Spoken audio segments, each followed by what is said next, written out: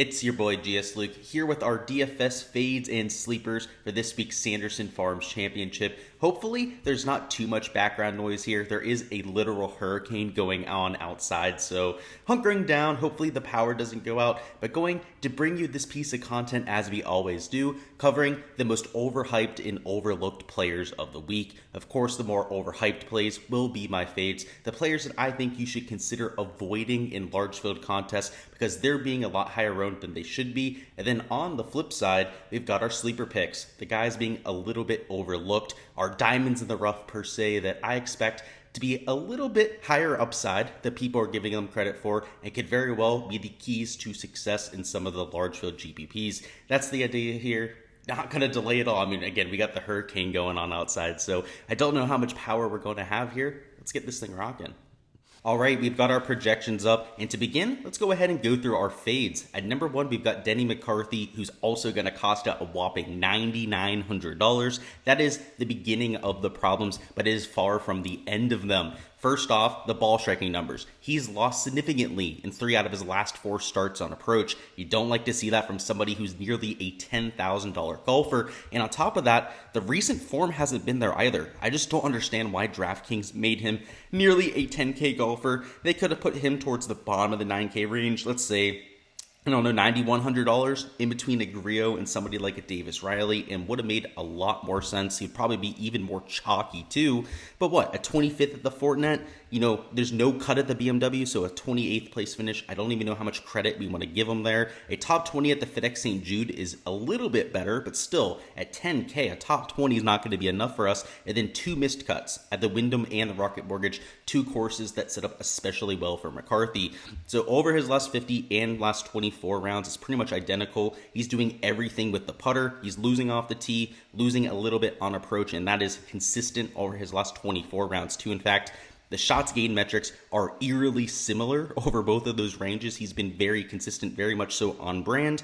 But at a golf course, where the winning score is going to be 20 to 25 under par, and it can be a putting contest, I understand why some people might want to get to Denny McCarthy, but it's not like he's a cheap 8K golfer that you're getting leverage on. He's nearly 18% owned. So you can see I have him at 17.7% projected ownership. He's $9,900. And there's guys around him that are just clearly higher upside plays, right? So just to give you an example, right? Taylor Montgomery is a player that I'm using as a core pick that is going to be right around that same level of ownership. But in terms of upside, from the ball striking perspective specifically, is 5 times the ball striker. Right, you know, the putting stats for Montgomery were actually great last week, gained 11 strokes on the greens, and while we're not counting on that happening again, I'd much rather take the ball striker in this range that's chalk rather than somebody that has to do everything on the greens. So that's what I got with Denny. By the way, Sebastian Munoz did withdraw, so make sure to keep that in mind. He is not in the PM wave. I'm not sure why that's down on there, but even Russell Henley is a pivot, right? So if you want to go a little bit more expensive,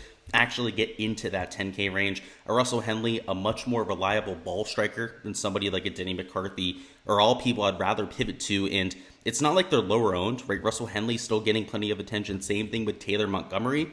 They're just at that same level of ownership, right? There's marginal differences between all of the plays. And if the guys that are the true tested ball strikers aren't getting the attention that they deserve, I'd much rather go there 9 times out of 10.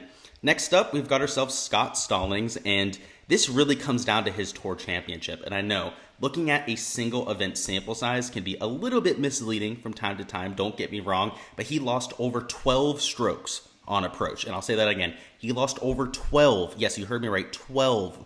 That is a double-digit number right there, strokes gained on approach. That is ridiculous. One of the worst performances I have ever seen with the irons out there.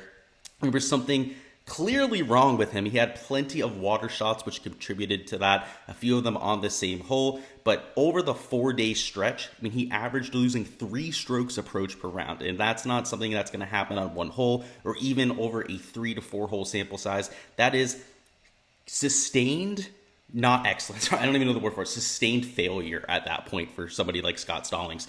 And coming off that, sure, he's had a little bit of time off. You can see with the recent form, that was his last start here on tour. Did not play at the Fortinet. He finished in last place at the Tour Championship because of that performance. But what? It was second at the BMW. It was a top 10 at the Rocket Mortgage, a 15th place at the Wyndham Championship. I understand why people want to jump on the Scott Stallings train, but what I don't understand is why he's going to be mega chalk, right? You know, if he was going to be 8-9% owned, if you had to take him in like 15 to 20% on lineups to try and get leverage, I'd understand it. But he's $9,500 and he's nearly 20% owned. People are treating him like he's a for sure prospect. And just, you know, look at the recent form here, right?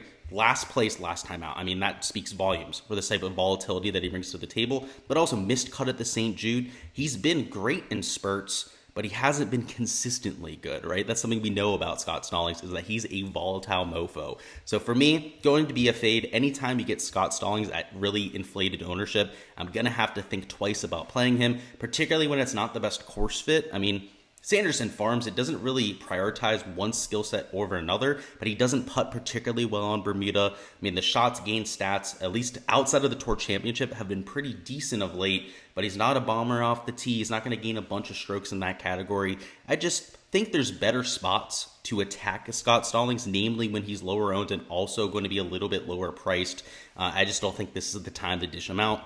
And our last fade is going to be Emiliano Grillo, who's $9,200, and he's in a really weird stretch of golf, and I just want to avoid it. I don't want to invest in Emiliano Grillo when he is losing strokes on approach to the field. And in fact, in 4 straight events, he has marginally lost to the field with the approach stats, which for Grillo is something that we've never said about him. I mean, he's one of the most reliable ball strikers that we have on tour, and over that stretch has gained putting in 3 of the 4 starts, which is even more mind-boggling if you followed his career, because he is one of the worst putters on the PGA Tour. And while some would say, wow, just get back to your bread and butter, right? Go out there, ball strike it the heck out of it like you have for most of your career, continue the putting that you've had for the last month, and he's going to smash. I've been guilty of using that same sort of, let's say, logic before, right? That kind of logical fallacy that I think a lot of people fall into, something that I've done before, right? I've made that sort of mistake before. We have to realize that's a possibility, right? But that's not the likely outcome. The likely outcome is that he continues this sort of stretch of form. And if he's going to be relatively chalky, which he is, they're at nearly 16% ownership. He's $9,200, so you're still investing a hefty penny to go out there and get him.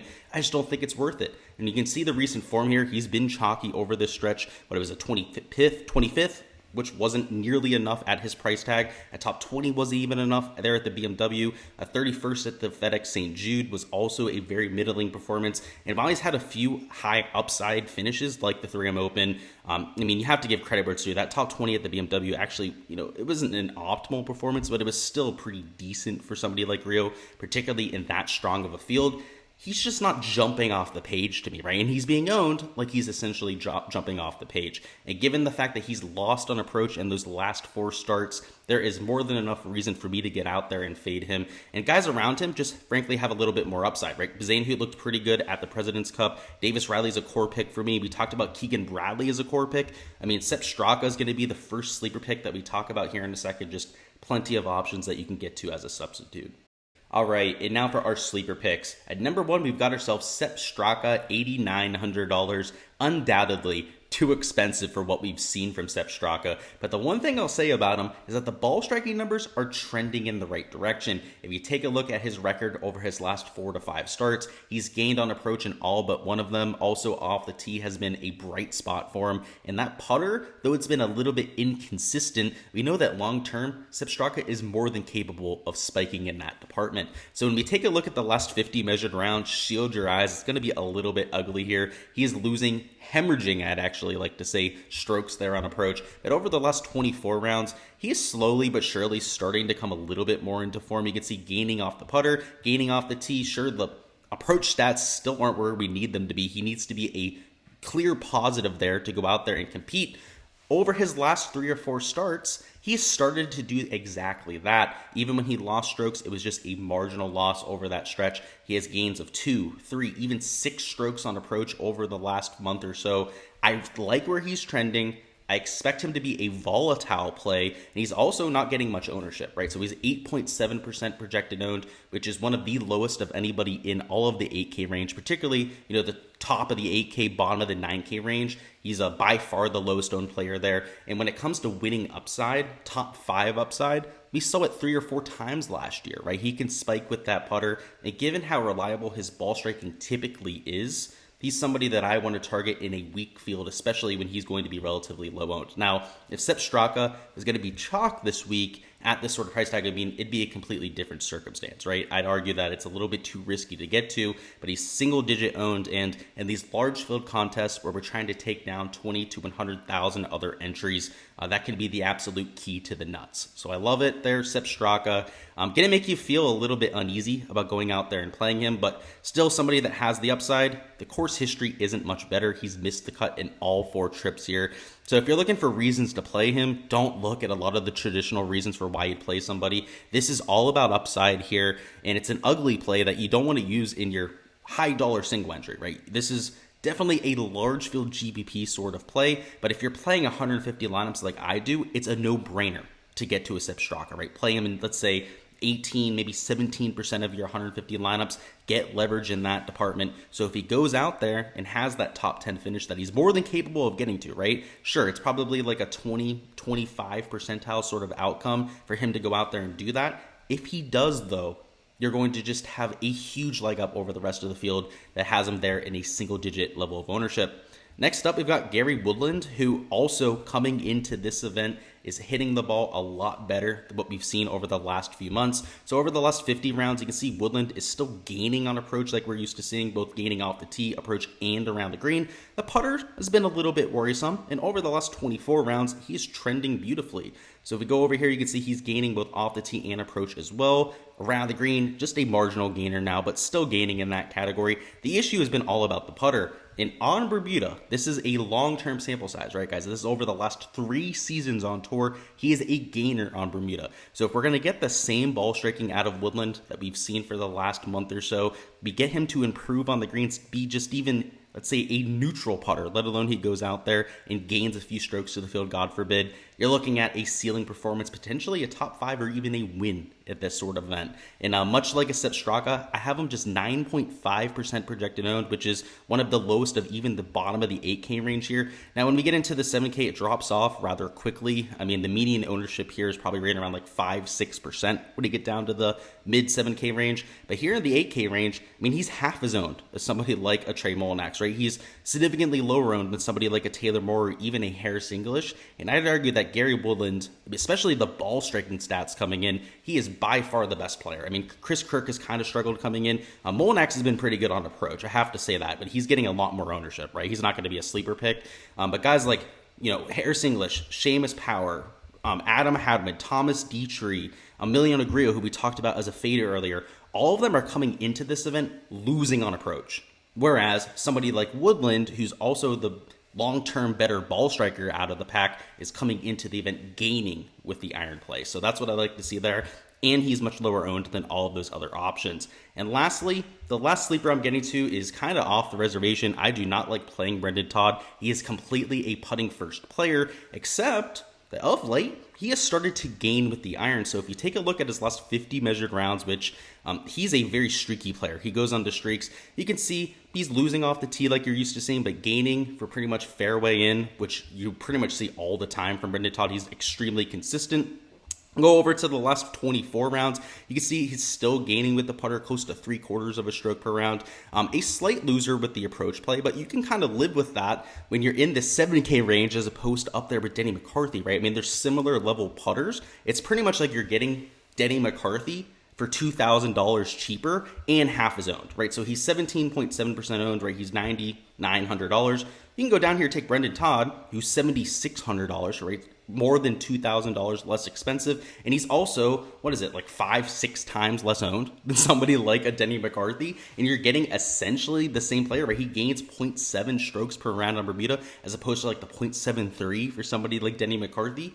Why wouldn't we just take Brendan Todd? they're pretty much the same player, and Brendan Todd has actually won on tour before. In fact, he's won back-to-back starts on the PGA Tour before. Denny McCarthy has never won. He's been in contention a few times, but at least we can take somebody who's been there before. And the ball striking stats are almost identical to somebody like a Denny McCarthy, right? So this is just a great example of a sleeper pick that you can take here in the 7K range, but also why some of those guys in the 9K range are just horrible plays, particularly the ones coming in without ball striking form. So I love the fact that Brendan Todd is essentially that same play but cheaper, but also because he's coming into this event gaining significantly on approach in 2 of his last 3 PGA Tour starts. All right, boys, that is all I've got for this week's Fades and Sleepers. We will have a DFS live stream tonight at 7 p.m. Eastern time, so make sure to keep an eye out for that. There is a link down below in the description of this video to go ahead and set a reminder for that. But also, before you hop on out of here, go ahead and smash that like button, and also comment down below who you're fading this week, and of course, who your biggest sleeper pick is going to be.